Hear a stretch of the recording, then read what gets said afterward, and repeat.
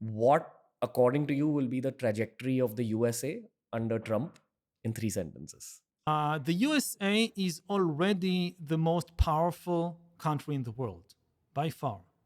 I think in the near future, it will become even more powerful. But I'm afraid it will completely lose touch with the truth. That's what you see happening right now because of Trump being in power? He is a leader who is all about power and doesn't care at all about truth. You can expand this topic. Okay. Now we're in expansion phase. If you start by his election slogan, Make America Great Again. So, one thing to notice is America is already great. You don't need to make it again. Like, he's starting with a distorted view as if America is somehow weak. But even under Biden, and for in recent years, for a long time, the United States is the biggest economy in the world. Its economy is booming in recent years, whereas China and Europe are in difficulty. The US economy is already booming. Militarily, the US Army is by far the strongest army in the world. The US expends more on its military than any other country. Even most countries would put them together, it's not like what the US is spending. It's the strongest country. The US is winning the AI race, which we might talk about later. And AI will make the United States even more powerful economically, militarily. So it is already great. And the danger is that it will use its immense power and strength for the wrong purposes. And the kind of focus only on America first. It's if you have a leader who only focuses on himself, on gaining more power for himself, this is bad news for the nation and this is bad news for the world. So we now have a man, Donald Trump, who wants just more power for himself, leading the country, which is the leader of the world, making it only want more power for itself. What happens to a group, to the whole of humankind in this situation? This, I think, is very bad news for humanity, especially in this time of crisis. We have an ecological crisis, and he simply denies that there is a problem. He has no, if you think, Trump and his supporters, I would say, they have a lot of good ideas about how to advance the interests of the US in various areas. This is true. But when it comes to the really big problems of the world, they simply have nothing to say. When you ask them, okay, what do we do about the ecological crisis and climate change? Their answer is, there is no climate change. They just deny the problem because they have no solution. Then you ask them what to do about the deteriorating international situation. We had a relatively stable global order in the early 21st century. Now it's falling apart. There is growing chaos. And they have no suggestion how to deal with it. Their vision of the world basically is the world as a network of fortresses, of national fortresses. It's not just Trump. It's many other leaders like Putin, like Viktor Orban in Hungary. They think, okay, all this international cooperation, all these universal values, all these norms and laws, we don't like it. It limits our nation. We care only about our nation. Our vision for the world is a network of fortresses with very high walls, economic walls, cultural walls. Each fortress only takes care of itself. We have been there for thousands of years. For thousands of years, the world was a network of fortresses. We know where it leads. Each fortress always wants a bit more prosperity, a bit more security, a bit more land for itself at the expense of the neighbors. And the neighbors also want a bit more prosperity and land for themselves. And they start fighting. In the absence of any universal laws and norms and values, the only thing that can arbitrate these conflicting claims is naked power. And then you get more and more wars. And every nation needs to arm itself. And when it sees that the neighbors are having more weapons, bigger army, we also need. And the whole world goes in the direction of war and conflict. In the early 21st century, let's start in another place. For most of history, when the world was a network of fortresses, the average expenditure on the military was more than 50% of the budget of every government. Whether it's the Mughal Empire or the Chinese Empire or republics or kingdoms, all entities in history spent more than 50% on soldiers and fortresses and armies. In the early 21st century, the average expenditure on the military all over the world was down to only 7%. Amazing achievement.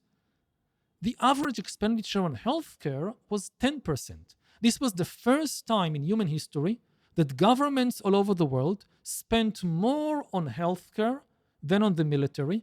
This, I think, was the biggest political achievement in history.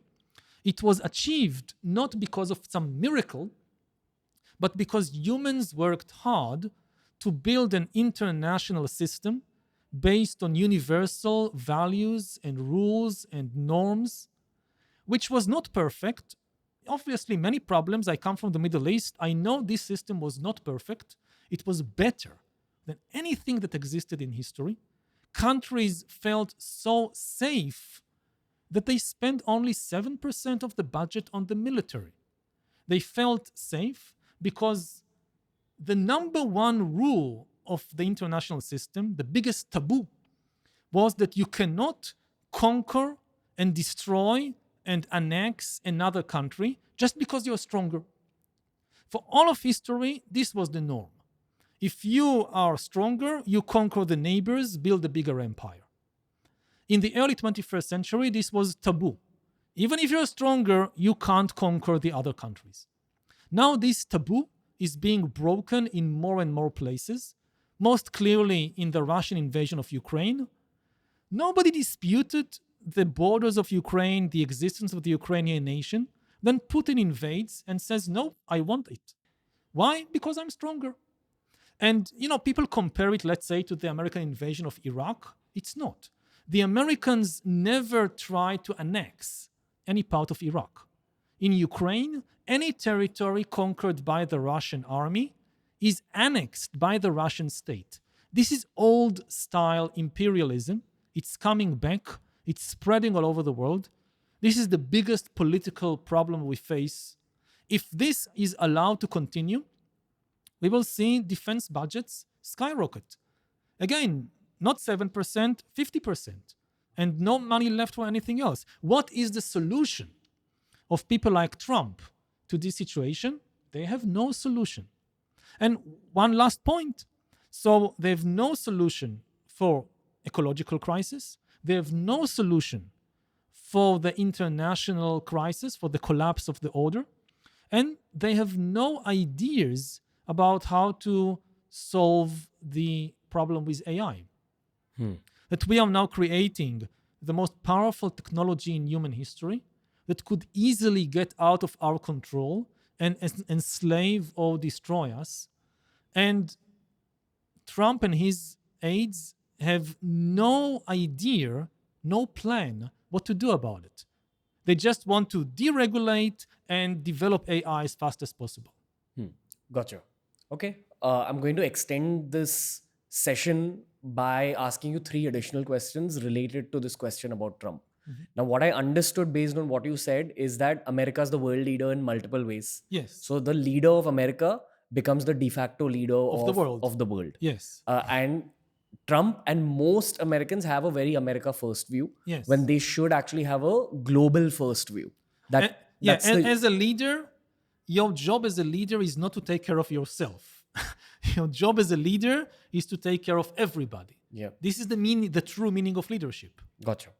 In India, we have it's technically from ancient Hindu culture, but the term is Ram Raja, which means, have you heard of the story of the Ramayana? Yes. So, Shri Ram, the protagonist, was the ideal man. He was called Maryada Purushottam, like the ultimate form of being a man and a leader. And a Ram Raja is a place where your civilians are happy, economically taken care of, and peaceful in the head. And again, we keep talking about something called the Sat Yuga in Indian culture, which is the phase of the earth where human beings are very good in their hearts, live for other human beings, and make the world a nicer place, take care of the earth. So I will ask you a question related to the Yes. human race potentially going to the Satyug at some point, perhaps in the next 1,000 years. But coming back to this Trump thing.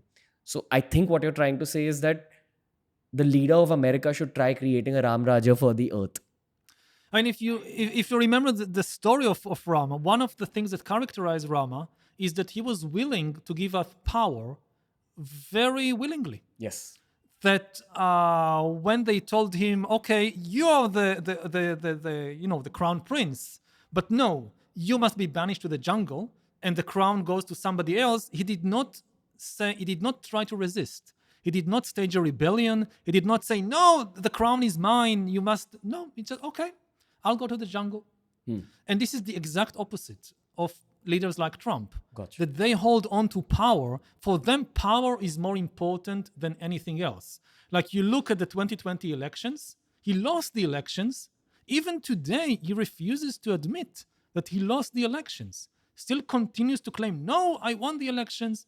You compare this with Biden. The Democrats are terrified of Trump. Many Democrats, they hate Trump. Nevertheless, Biden is now going to peacefully give up power. This is quite amazing if you think about it in terms of world history. Like Biden is still US president.